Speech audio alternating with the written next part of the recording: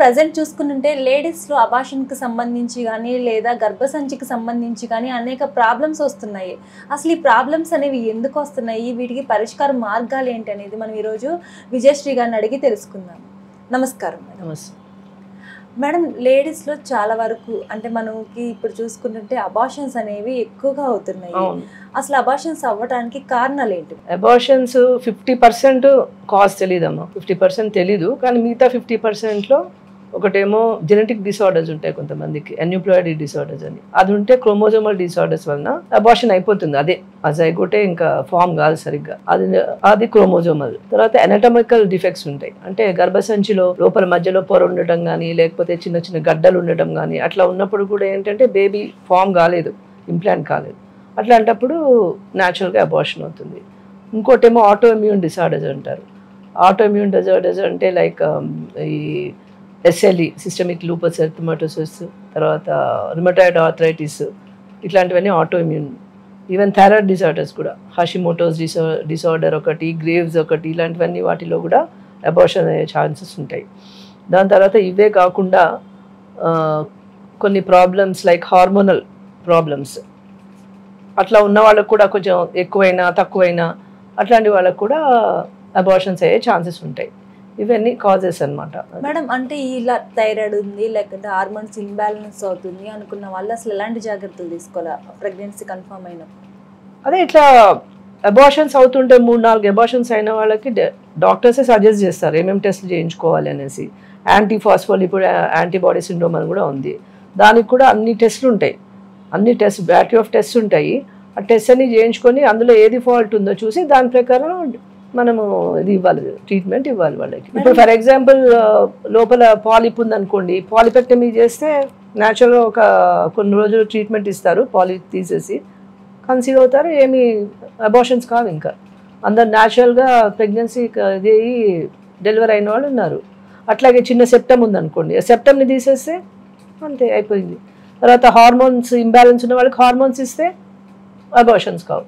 ఒకటేనా డయాగ్నోజ్ చేయాలి, కాజ్ ఏంటి డయాగ్నోజ్ చేయాలి.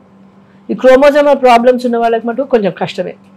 అది మేడం, అంటే ఇందాక మీరు చెప్పారు అంటే మనకి మ్యాన్ రికాల్ చేసుకోవటం వల్ల కూడా మనకి ఏమైనా అబార్షన్స్ అయ్యే ఛాన్సెస్ అనేవి ఏమైనా ఉంటుందా మేడం? అదే అన్యూప్లాయిడీ అందులోనే వస్తాయి, జెనెటిక్ క్రోమోజోమల్ డిసార్డర్స్. అవే క్రోమోజోమల్ డిసార్డర్స్ ఉన్న వాళ్ళకి ప్రాబ్లమ్ వస్తుంది. కొంతమందిలో ఉంటుంది మేడం, అంటే అది ఒక అపోహ అయి ఉండొచ్చు, కాకపోతే నిజమే అయి ఉండొచ్చు. ఏంటంటే మేము కొన్ని ఫుడ్ తీసుకున్నాము, దీనివల్ల కూడా మాకు అబార్షన్స్ అయినాయి అంటారు. అసలు ఎలాంటి ఫుడ్ తీసుకుంటే మంచిది అంటారు ప్రెగ్నెన్సీ టైం? ప్రెగ్నెన్సీలో అన్ని ఈక్వల్ బ్యాలెన్స్డ్ డైట్ ఉండాలి. Like carbohydrates, proteins, minerals, fat అన్నీ తీసుకోవాలి. కాకపోతే ఏంటంటే అన్ని ఫ్రూట్స్ తీసుకోవచ్చు. పపాయాలో కొన్ని ఇవి ఉంటాయి, కంటెంట్ ఉంటుంది, దానివల్ల యూట్రస్ కంట్రాక్షన్స్ వచ్చే ఛాన్సెస్ ఉంటాయి. అందుకని పపాయా తీసుకోవద్దని చెప్తారు. అంటే ఇట్స్ నాట్ ప్రూవ్డ్, కాకపోతే పపాయా అపోహ ఉంది, పపాయా తీసుకుంటే అవుతుంది అనేసి. తీసుకోకపోవడమే బెటర్ పపాయా. మిగతావన్నీ అన్నీ తీసుకోవచ్చు, ప్రాబ్లం ఏం లేదు. అది అన్ని ఫ్రూట్స్, ఎస్పెషల్లీ ఫ్రూట్స్ తీసుకోవాలి. ప్రోటీన్స్ లైక్ ఎగ్స్, తర్వాత నాన్ వెజిటేరియన్స్ అయితే చికెన్, అందులో లివర్లో మంచి ఐరన్ ఉంటుంది, లివర్ మంచిది. తర్వాత డ్రై ఫ్రూట్స్ లైక్ కాజు, పిస్తా ఇవన్నీ తీసుకోవచ్చు. డేట్స్లో కూడా చాలా ఐరన్ ఉంటుంది, అది ఇంపార్టెంట్. ప్రోటీన్స్, ఇవన్నీ ప్రోటీన్స్ వస్తాయి. కార్బోహైడ్రేట్స్ మామూలుగా మనం తినే బియ్యము, తర్వాత వీట్ లైక్ చపాతీలు, అవన్నీ నార్మల్ ఫుడ్ తీసుకోవచ్చు అన్ని. కాకపోతే ఎక్స్ట్రా ఏంటంటే ఇవి ప్లస్ ఆకుకూరలు చాలా ఇంపార్టెంట్. ఆకుకూరలు మస్ట్ డైలీ వాళ్ళే ఒక 3-4 కట్టలు తినాలి. పొద్దున్న ఒక 2-3 కట్టలు, రాత్రి కూర కానీ పప్పు కానీ ఎట్లాగైతే వాళ్ళ ఇష్టం, బాగా కడుక్కొని ఉడకబెట్టుకొని తినాలి. అట్లాగే సలాడ్ లాగా తినకూడదు. మేడం, వీళ్ళు కొంతమందికి అంటే ప్రెగ్నెన్సీ కన్ఫర్మ్ అయిన తర్వాత కొన్ని అంటే ఇష్యూస్ వస్తూ ఉంటాయి, తలనొప్పి కానీ లేకపోతే ఫీవర్ కానీ వస్తూ ఉంటుంది. వీళ్ళు ఏంటంటే ఏ టాబ్లెట్స్ తీసుకున్నా వేసేసుకుంటూ ఉంటారు, డాక్టర్ని సలహా తీసుకుంటారు. అట్లా యూజ్ చేయొచ్చా మేడం? ఎస్పెషల్లీ ఫస్ట్ 3-4 months అయితే అస్సలు చేయకూడదు. అలా తీసుకోవటం వల్ల ఏ టాబ్లెట్ తోటి బేబీకి ఏం హార్మ్ అవుతుందో తెలియదు కదా, అందుకని it's better to avoid all. ఏవి తీసుకోకూడదు. డాక్టర్ దగ్గరకు వస్తే ఏమైనా ప్రాబ్లం ఉండి చూసి ఏ టాబ్లెట్స్ అయితే అవసరమో దానివల్ల మదర్కి లాభం ఉండాలి. మదర్ కూడా ప్రాబ్లంగా ఉందనుకోండి, ఏం ఇవ్వకుండా ఉండలేము మనం.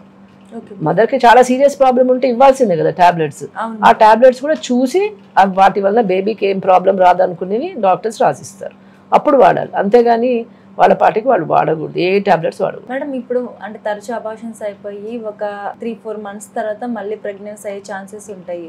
అలాంటి వాళ్ళు అంటే మీ దగ్గరికి వచ్చినప్పుడు మీరు ట్రీట్మెంట్ అనేది ఏ విధంగా? యూజువల్లీ ఫస్ట్ అబార్షన్కి అంత మేము ప్రాముఖ్యత ఇవ్వము. అంటే వాళ్ళకి ఎఫోర్డబిలిటీ ఉంటే మటుకు అన్ని టెస్ట్లు చేయిస్తాము. Test like torch test, infections కోసం టార్చ్ సిండ్రోమ్ అని ఉంటుంది. ఇన్ఫెక్షన్స్ ఏమి రుబెల్లా ఒకటి, మీజిల్స్ ఒకటి, టాక్సోప్లాస్మోసిస్ అవన్నీ ఆ టెస్ట్ రాస్తాము. తర్వాత ఇది బేసిక్ పెల్విక్ స్కాన్ తీపిస్తాము, ఏమైనా ప్రాబ్లమ్స్ ఉన్నాయా, ఎనటామికల్ ప్రాబ్లమ్ ఇందాక చెప్పాను కదా, పాలిప్ కానీ లేకపోతే సెప్టమ్ కానీ అట్లా ఏమన్నా ఉన్నాయని చూడటానికని స్కాన్ చేపిస్తాము. తర్వాత ఇది టెస్ట్ చేయిస్తాం, జెనెటిక్ టెస్ట్. కానీ యూజువల్లీ ఒక అబార్షన్కి ఇవన్నీ చేయించాము, ఎందుకంటే చాలా కాస్ట్లీ. ఇవన్నీ 2-3 అబార్షన్స్ అయిన వాళ్ళకి చేపిస్తాం అనమాట. జెనెటిక్ క్రోమోజోమల్ అనాలిసిస్ చేపిస్తాం, మదర్కి ఫాదర్కి ఇద్దరికి క్రోమోజోమ్స్ టెస్ట్ చేపిస్తాము. ఇవి కాకుండా lipid profile, anti phospholipid antibodies అని ఉంటాయి, అవన్నీ చేపిస్తాము ఆటోఇమ్యూన్ డిజార్డర్స్ కోసము. థైరాయిడ్ అయితే ఇంకా యాంటీనేటల్ ప్రొఫైల్లో థైరాయిడ్ మస్ట్ ప్రతి వాళ్ళకి చేపిస్తాం, థైరాయిడ్ గురించి కూడా చేయించాలి. ఇవి కాకుండా రొటీన్గా సిబిసి, హిమోగ్లోబిన్ తక్కువ ఉన్న వాళ్ళకి కూడా అయ్యే ఛాన్సెస్ ఉంటాయి అబార్షన్.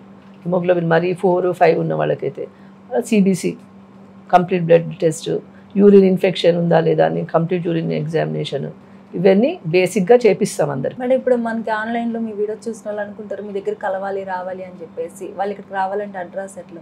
ఇది మా హబ్సిగూడలో ఉందమ్మా, హబ్సిగూడలో స్ట్రీట్ నెంబర్ 8, ఇది కెప్టెన్ వీరారెడ్డి స్ట్రీట్ అంటారు. ఇక్కడికి వస్తే తెలిసిపోతుంది. అందులో మనకి GPS పెట్టుకున్న కూడా అందులో ఉన్నది మా hospital address. Thank you. Okay.